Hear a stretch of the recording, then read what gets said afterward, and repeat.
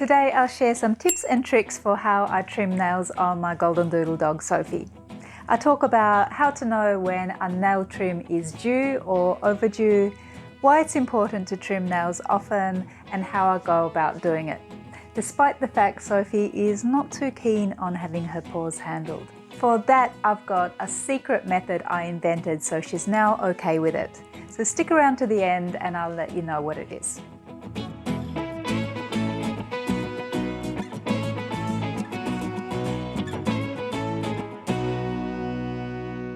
Hi, I'm Joanna, here with Sophie. This is my Goldendoodle diary. If you'd like to join in the Doodle Doggy chat, subscribe to this channel. And if you get value from this video, leave us a thumbs up. Now let's get into it. Trimming your dog's nails is one of those things it's great to learn how to do yourself. Most people take their doodle dog to the groomer every 6 to 8 weeks for a coat clip, which is when the groomer also cuts the dog's nails. But really, nails need to be trimmed more often than this. Ideally, it's something you do once a week or once a fortnight. The best length for nails is when they don't extend much past the paw. And a way of telling that your dog is well overdue for nail trimming is when you can hear the click-clack of nails when they're walking on hard surfaces.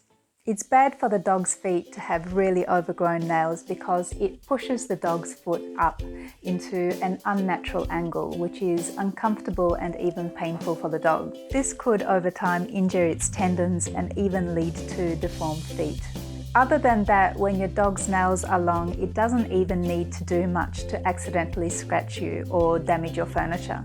And the bigger the dog, the bigger the scratches are. But when the nails are at a good length, and especially if you grind them down with a Dremel, you probably won't even feel them. For this video, I deliberately let Sophie's nails grow out for a few weeks until they're click-clacking on the floor, because I wanted to test a common assumption for myself. And that's the idea that when you go for walks and encourage your dog to mostly walk on the rough surface of pavements, that this will naturally file down its nails as they walk.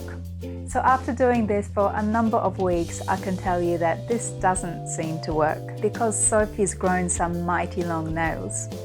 So there's no easy way of getting out of it.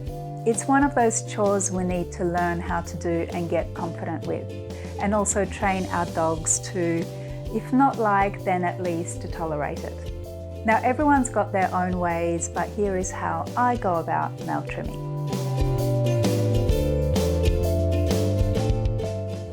What I use is a large towel to lay over the sofa, a little footstool or something I can sit on that's lower than Sophie, which gives me a better view of the nails, a bright lamp so I have a clear view of the nails, a bit of plain kibble to encourage cooperation, a simple dog nail clipper, and lastly, just for backup and for this demo, a little bit of corn flour or cornstarch in a bottle lid, in case I accidentally cut the quick, which is the inner core of the nail that contains the blood supply. And don't worry, it's not nearly as scary as it sounds. I've only ever nicked Sophie maybe twice in all the years I've been cutting her nails. And that's because she did a last second jerky movement. So firstly, let's look at what we're dealing with. The white part is the external nail, and the pinkish part you see inside is the quick containing the blood supply. The idea is to keep the nail clipped as close as possible to the quick, so the cut line is across like this, below the quick. I'm quite lucky with Sophie because she happens to have light coloured nails, which are naturally more transparent and make it easier to see right through to the quick. Wetting the nail will make it even more transparent. It's trickier with dogs that have dark coloured nails which aren't transparent. But even if your dog has dark nails, you can still confidently cut at least the end of it, which is still better than letting the nails grow too long. Now that I have my setup, I get Sophie to lie down over the towel on the sofa and I sit a little lower so I can get a better view of what I'm doing.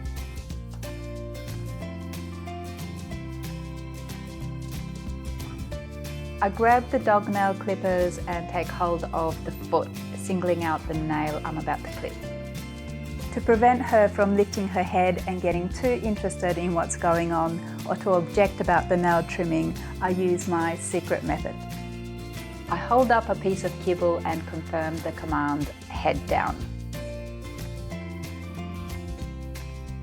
She knows she only ever gets the kibble when her head is right down.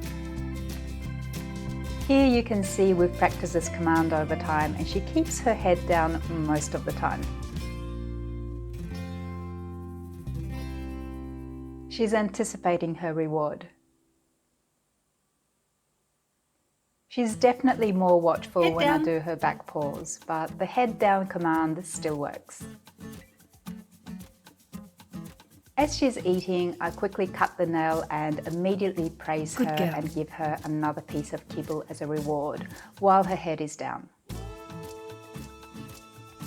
That sets the rhythm for all the other nails to be cut.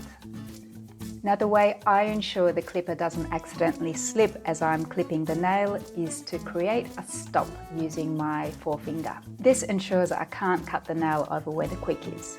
I make one main cut, then shave off smaller pieces to round it off, all the while avoiding the quick. If your dog is a bit watchful and normally reluctant about the whole situation, just be confident and clip the nails rhythmically, quickly, and with a reward after each one. And here's a bit of footage of Francesca with her Aussie Doodle Bandit, demonstrating how over time she taught him to be completely chilled about nail care.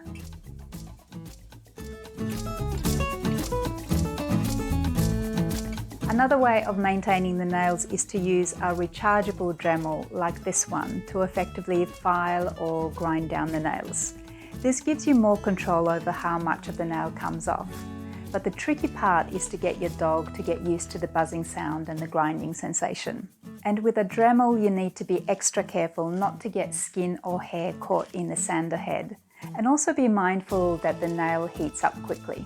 As with clipping, you need to get the dog gradually used to it and work your dog's tolerance level.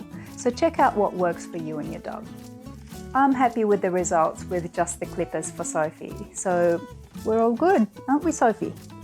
Thanks again for spending time with us. Do leave a like if you enjoyed watching and see you again soon. Bye for now.